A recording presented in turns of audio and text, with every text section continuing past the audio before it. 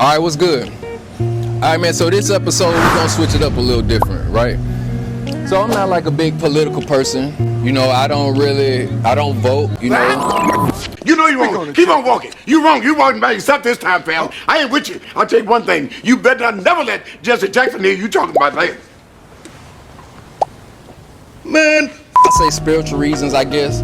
But, you know, voting, it just kind of doesn't align up, you know, with some of my teachings, so to say. But what I will say is when it comes to local side, I do vote. You know, that's what affects us the most. You know, our school, our police, these things affect us the most. So what we're going to do, man, we're going to see, everybody knows who the president is, right? Everyone knows who the vice president is. You know, everybody knows. Fight, fight, fight. Do they know who the governor is of their state? Do they know who their mayor is, right? So let's see, man, because I'm starting to see, I don't really think no one does. But we're going to see. Let's check it out. Hi, so my name is Chanel. I am the founder and CEO of Reconnection Heart. It's a nonprofit organization, and our mission is essentially to help adults and children make moral, ethical decisions through the education of social and emotional learning.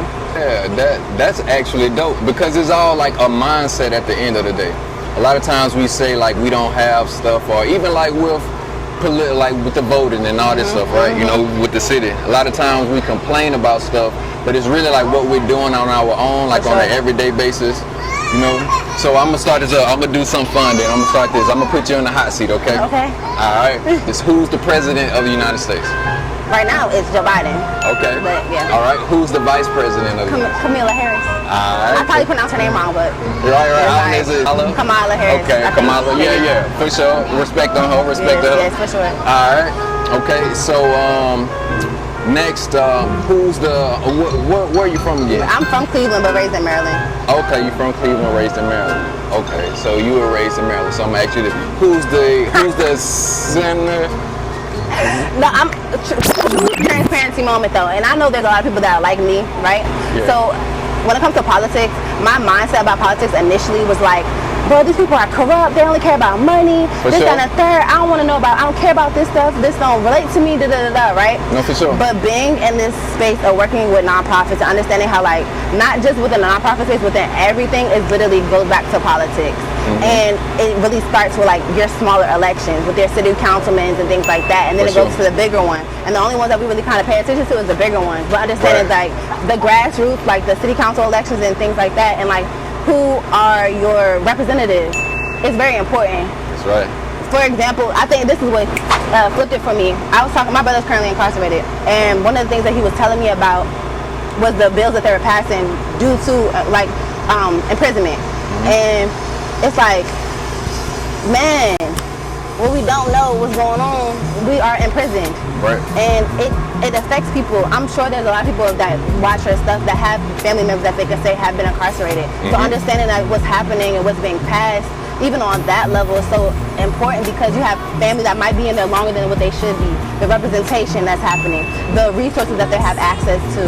They're giving them tablets now, but like at the same time they take away other fundamental programs like boxing. They don't have boxing anymore at the prison my brother's at, but they have to give you the tablets. So understanding how they're operating and moving is it's really important, and that was a wake-up moment for me. And again, being with this nonprofit, and I have to understand more about politics, so I don't know the answer to your question, but it's changed my perspective.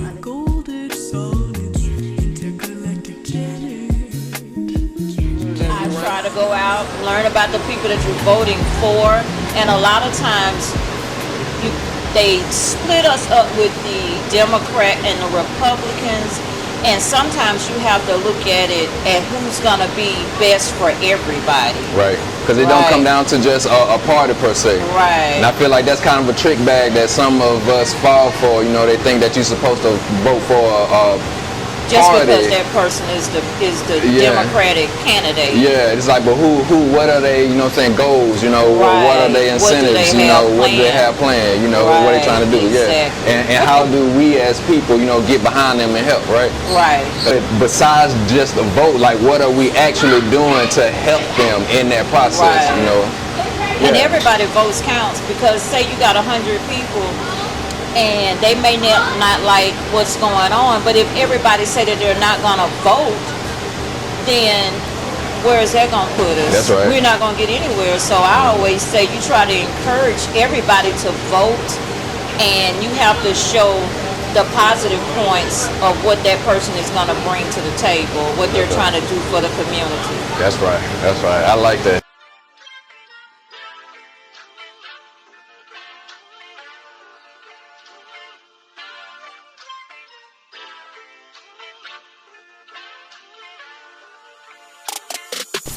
First, I'm actually like, have you heard anything about like guns in schools or something like that? Like teachers. Yeah, they were just talking about what? They were talking about Mobile County putting in metal detectors and stuff like that.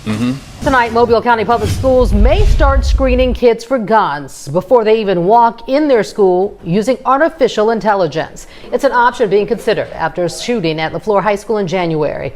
The superintendent has been working on a plan to enhance safety. And we learned today that may include an advanced weapons detection system. It's tonight's Crisis in the Classroom. So how do you feel about teachers having guns in school, or should they have guns in school, not have guns in school? Or how you feel about that? Literally our students, our educators are sitting ducks, and there's nothing they can do. They can run, they can hide, but right now there's not a way to defend themselves. I mean, it's just gonna make everywhere just tense, a tense environment. I don't think it's good for the kids. I don't think it's good for the teachers. I don't think it's good for the school system.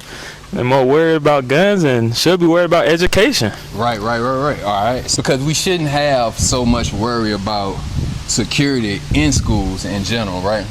So like, what's one thing you think we may need to do as a community to help, render how much security is needed for schools in general? Just in your opinion. I think it's more like to get the community involved. It's just have principals and have teachers come out and talk to the community. I mean, you know what I'm saying? Like most of all the kids go to the same middle schools, elementary schools, and then they go to the same high school. So it's just like it's already a community. The older brothers already went to the same school. Younger brothers go to. So teachers need to come. Principals need to go talk to folks' families and really discuss like what the problem is and what the solution is gonna be, and it's just to love and to have a better education so everybody can just be better. For sure. So it sounds like, man, I always hear it starts at home. You know what I'm saying? I hear that a lot. Sometimes I think we focus on outside things. You know what I'm saying? Social media have us like so wrapped up and stuff outside of the home, but I feel like what you just said in a roundabout way, if we started at home with because I know you said principles, right? But when I first heard you say that, I was thinking like principles within ourselves. Yeah. You know what I'm saying? I think if we all had better principles within ourselves to look out for the next person, you know what I'm saying? I think that'll make it easier for everybody to start to get along. Yeah, it takes a community. That's right. That's right. All right. So I'm gonna do this round table. Who's the president of the United States? President Joe Biden. All right. Who's the vice president? Kamala Harris. Kamala Harris. All right. Who's the governor of Alabama? Isn't it Ivy? Okay. Governor Ivy, yeah. All right. Who's the mayor of Mobile? Man, I don't know that one. I don't know that one. All right. Do you know how many city councils there are? 12. Okay, 7. 7. All right. And I was going to ask you then, can you name one of the city councils? No. All right. Nah. So what affects us the most is in the reverse is what I just said. Yeah. So the city councils are the ones who work with the superintendents, right? You know what I'm saying? They work with the police officers, you know what I'm saying? Yeah. So a lot of times we get focused, they get us focused on the president, right? And stuff like that, federal stuff, you know what I'm saying? But the stuff that matters the most, like we were just saying, is here, you know what I'm saying? Where it starts in your city and stuff like that. Yeah. All right, appreciate it, Big Dog. Should students have their cell phones in the classroom? Akron is now banning phones at school. 19's Caitlin McCarthy found the ban is having a positive impact on students. It's pretty refreshing because they talk to each other. They actually interact with each other in very positive ways. Akron Public Schools saying the school day is significantly better, friendlier, and safer now that students don't have their phones inside the classroom. All right. So what grade y'all in? I'm in 9th, 7th, 5th. Fifth? Okay, that's what's up. I would have thought you was like in the 5th grade. You was in the 5th grade. Oh my God. That's what's up. Y'all go to school, do y'all think about how safe you are or not safe you are when you go to school? Yeah, sometimes. And when like about them taking our phones, like sometimes it'll be stuff that's going on in the classrooms that the teachers, like people record, and after that they want to show their parents because that's not safe and stuff, and then the teachers be like delete it and stuff. So I feel like that we shouldn't put our phones up and stuff. The kids see it first, then the principal, and then right after that they announce on the intercom, hey, don't let these students start texting their parents. Don't let them have their phones out, because they don't want these parents to come and worry and be like, oh shoot, this school ain't safe for our kids. Zach says students are paying better attention, resulting in better grades. Data from APS also shows they've seen a decrease in students fighting. We have seen a significant decrease in the number of what we would say were like pre-planned fighting, where students were texting, messaging each other, talking about meeting in somewhere in the building in a classroom, and fights occurring. Cell phones in schools is a divisive topic among parents. Some parents support the policy, while others are worried they won't be able to get a hold of their child in the case of an emergency. I don't like it. I don't like it at all, because I feel like in an event of an emergency, I would rather her call me directly. Yeah, I feel like it's not very safe that we getting our phones took up. Like I understand if they like give it back like at end of class or something, but taking it up for the whole day is like, I don't know what people doing. Yeah, if it's outside and I can't like it's an emergency outside of school and I can't call my mom and say, Mom, this ain't it. That's not safe. I'm with it. So how do y'all feel about teachers having weapons like guns in school to protect kids? I feel like it's like iffy because in fact what if one day teacher gets so mad that you end up using the weapon on the kid, and it's like, then what y'all gonna say then? I talked to people around Mobile about the possibility of arming teachers, and some people seem firmly against it. I don't think they should be armed. I think they should have more security. For instance, if the teacher was to have an altercation with the child, and get so angry, that teacher may decide to pull out their weapon. I don't think that's going to be good. Others were okay with the idea. Yeah, if they're halfway decent people and have some experience, that'd be good. I think it's a good idea. Who want me here with again? Steven Oates. Yeah. Where you from, man? From Mobile. From Mobile? Yeah. How old are you? 23. 23? Yeah. All right, you play ball? I played baseball coming up, yeah. All right, what school you play baseball from? I played at Murphy, then I went on to Stillman College up in Tuscaloosa. Stillman, yeah, for sure. That's what's up, man. HBCU in the house, Absolutely. man. Absolutely. Yes, sir. All right, so you kind of heard, what I'm saying, I think most of the stuff. But like with the initiative that they talking about, like putting guns in schools and stuff like that. Yeah. Like, what's your thought on that, man? What you think? I think, unfortunately, it's a different world we living in. It's a dangerous world we living in, and the best we can do is give our kids a chance, because unfortunately it is a lot of craziness out there.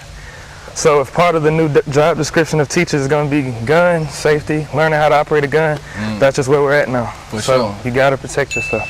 For sure, man. And that, that's like a controversial, topic right now. But it's unfortunate. For sure, So what's something that you think we could do to alleviate, teachers needing to have guns in the class? Alleviate? Yeah. It's very negative. Like, it's just very negative, and it really starts early on. Need more love, yeah. We live in a toxic world. Love versus hate. And I choose love, and love wins.